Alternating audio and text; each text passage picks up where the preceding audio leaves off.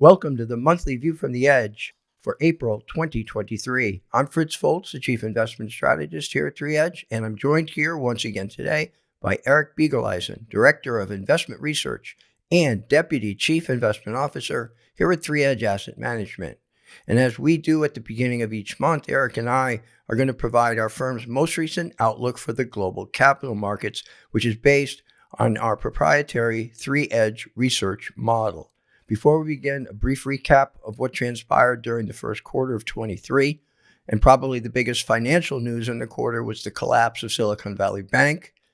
Although it seems that the initial crisis may have subsided, thanks in large measure to yet another round of government intervention. However, it's reasonable to assume that there may be other banks with the same ongoing asset liability problems as Silicon Valley Bank, in that they hold portfolios of longer-dated treasuries at significant paper losses that they would be forced to sell should depositors become nervous and withdraw their money. U.S. equities had a very strong quarter of returns, with tech stocks leading the way. However, the rally appeared to be fairly narrow, which means that there were a few equities that pushed the indices higher, and that's not always a sign of durability in a rally. Also in March, investors bid bond prices higher, meaning bond yields declined, and the consensus now among bond traders is that the Fed may be forced to actually begin to cut interest rates before the year is out. The yield curve, the difference between short and long-term yields, remains inverted, and that historically has oftentimes signaled the eventual onset of an economic recession. Also during the first quarter, both European equities and gold outperformed the returns of the S&P 500. So with all that going on, Eric, let's bring you in here now. And as we do each month, maybe take us through our 3Edge asset class matrix, show our current outlook for the major asset classes. And again, maybe focus in on those things that may have changed since last month. So I'll turn things over to you. Great. Thanks, Fritz. Yeah, just a little bit of movement you can see here in terms of the arrows that are on this chart. You know, generally the overall outlook remains the same, but maybe just with a little bit of added negativity, which isn't shocking given the debrief you just shared about March.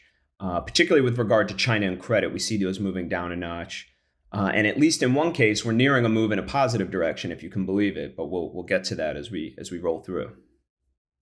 Excellent. All right. So let's begin. We'll go asset class in more detail. Let's begin with the equity asset classes, and starting with U.S. equities, which had a pretty good quarter last quarter. Yeah. What's our model saying about U.S. equities from here? Sure. Yeah. U.S. equities turned in their second consecutive quarter of positive returns, right? Returning up around 7+% in Q4 of last year, and then another 7+% in Q1 of this year. Though it wasn't really in a straight line, right? It wasn't an easy 14% to pick up. Technology stocks, led the way with their best quarter since, mid 2020. But the thing, and whether it's technology stocks or the S&P 500 that one's looking at, it's really just a handful of these stocks that are driving most of these gains, and that's pretty important. Not a lot of breadth in this rally. In addition, during the last weeks of March, the S&P 500 broke above its 200-day moving average. Something we've discussed before is this potential signal that the bear market might be over if, with confidence and persistence, that S&P 500 can break above that. But it does harken back to looking back at a similar bear market rally in 1929 in the Great Depression, when after falling almost 45% from its peak in that first drop in October of 29, stocks rose by about 46% into April of 1930, and at the same time, just like now, crossed that 200-day moving average at that point as well. And so then, of course, what happened? Stocks continued to seesaw downward until mid-1932, falling about 86% from its original peak in 29. So I just want to highlight that it's possible there may be more pain ahead, and it is possible to cross over that 200-day moving average and not necessarily be out of the woods.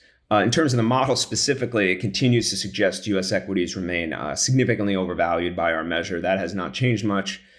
We continue to see the inverted yield curve measure that in the method in which we calculated, as you pointed out, Fritz. Rising short-term yields is also a negative, driven mostly by monetary policy tightening, widening credit spreads, whether that's at the short or the longer end of credit, or the risky, the high yield and investment grade spreads. So there's definitely this potential for U.S. economic activity to slow in the second half of this year, and as a result of the Fed's tightening monetary policy over the prior 12 months. So taken all together, the outlook here remains mixed, if not potentially heading more negative in the future. All right, great. So now let's shift to European equities. They have been the highest ranked equity asset class, right, for a period of time here. And they actually did outperform the S&P last quarter, but maybe we're a little more cautious at this point in terms of Europe. Yeah. So like U.S. equities, European equities enjoyed outperformed, like you said, up around 10%, over 10% in the first quarter this year. And that's on the heels of a greater than 20% gain in Q4 last year. So European equities do remain the most attractive of the major equity asset classes that we model, but it's also key to point out it is the only one with a positive outlook. Right. But as we mentioned, and as you just pointed out, there are downside risks, and those downside risks have been growing over some months and continue to grow as we look into the future. So with regard to the model's outlook, we do see more favorable valuations here, certainly than compared to, say, like the US. But the valuations have been rising with this, like very juicy positive performance we've seen from Europe.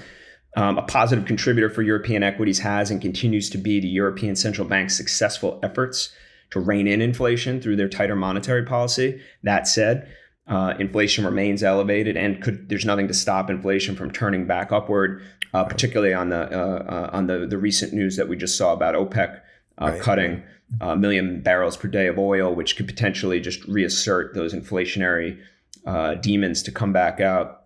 Like in the US as well, the yield curve in Europe has gone from flat to inverted by our measure, and that may potentially signal a slowdown ahead. So overall, the outlook, it does remain positive, but the risks to this outlook are continuing to increase. And so the risks are higher this month than they were prior. That's right. Okay, great. Let's look at Chinese equities.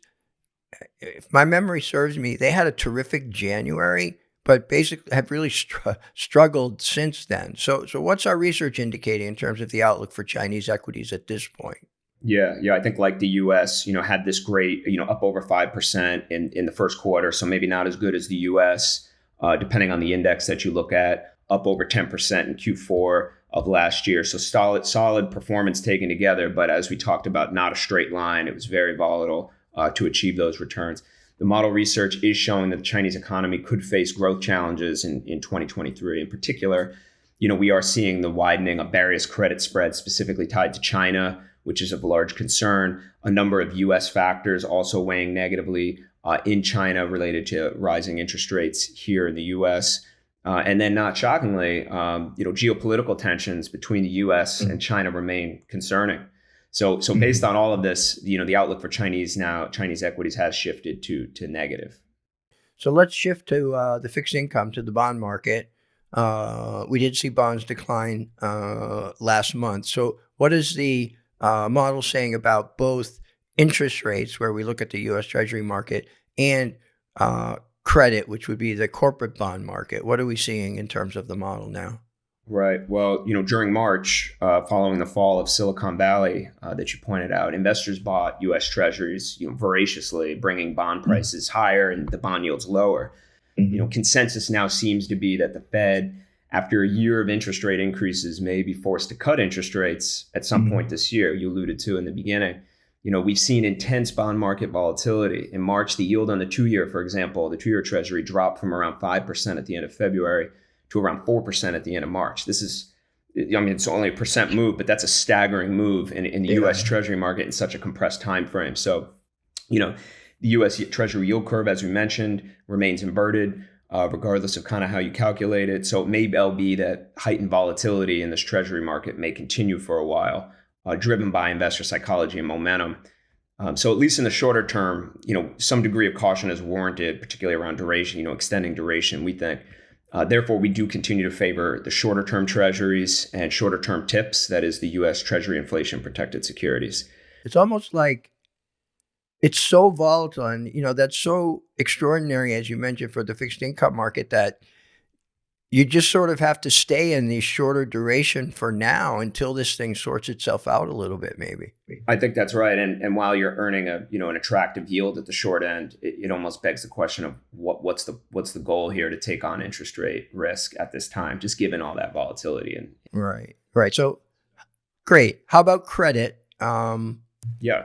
Well, the overall, obviously, the overall banking crisis has increased credit concerns, the chance of new regulation potentially. Spreads have been widening, in the various measures that we look at, both at the investment grade and high yield sectors. So that's of concern. So the model just, we've been saying this for quite some time, but we continue to avoid credit. Yeah, I mean, and it's interesting too, because in those equity asset classes, those credit spreads have been widening out across all of those equity asset classes. So that's right. Anyway, let's shift gears now, and we'll go into the real asset category. So that would be gold and commodities. And why don't we begin with gold? Yeah, gold was one of the top performing asset classes in the first quarter of this year. The panic caused by the banking failures that we witnessed, along with the increasing global geopolitical tensions that we've been seeing, proved to be more examples, right, of the benefits of gold as this haven asset for investors. As the price of gold continues to increase, and I alluded to this in the intro, it may break above this key behavioral level that we're looking at, whereby, investor momentum could push the price of gold even higher. Buying begets buying. Something we'll be watching closely for, particularly now that gold's broken out to the upside, up over 2,000. So the outlook remains positive, but may even move up a notch from here. Very good. And then last, commodities. What are we seeing there? Yeah, in the first quarter this year, commodity prices were quite volatile, range bound, overall slightly negative actually performers. That's as a broad basket. Then in early April, as we talked about, OPEC announced this 1 million barrel per day cut. And this overnight pushed the oil price higher to basically where it started the month in March, and introduced an increased risk of stagflation. Which since higher oil prices can lead to higher inflation and slower global growth at the same time. So it's unclear whether, oil prices will stay elevated if the global economy should slow from here. Some commodities like food and agriculture we've talked about may also continue to benefit from the dislocation brought by the continued Russian invasion in Ukraine, along with severe weather conditions that we've seen in many areas of the world. So in the shorter term, demand for commodities could be at risk if the monetary tightening by the world's major central banks continues and potentially triggers this material economic slowdown or even a global recession. So the outlook remains mixed in the short term. All right. So that's a lot. I mean, there's a lot going on in the market. So very good. Appreciate that. Excellent update on our outlook. I would say that it seems like the current elevated degree of uncertainty surrounding the markets is sort of poised to continue for now. I'm glad that we have the discipline of our model of the markets to help guide our decision making on behalf of our clients. So thank you, Eric. And with that, we will wrap up this session of the 3 Edge View from the Edge for April 2023. Eric and I will be back in early May with the next edition of 3 Edge View from the Edge. Steve Cucchiaro and I will be back next week with a 3 Edge Weekend Review. If you'd like a hard copy of our full View from the Edge newsletter for this month, you'll find that on our website, and that's at 3edgeam.com. As a reminder, our entire library of video content always available on our 3 Edge YouTube channel. And if you'd be so kind to subscribe to our channel if you haven't yet, we would be most appreciative. So, on behalf of Eric and everyone here at 3 Edge, thanks for listening.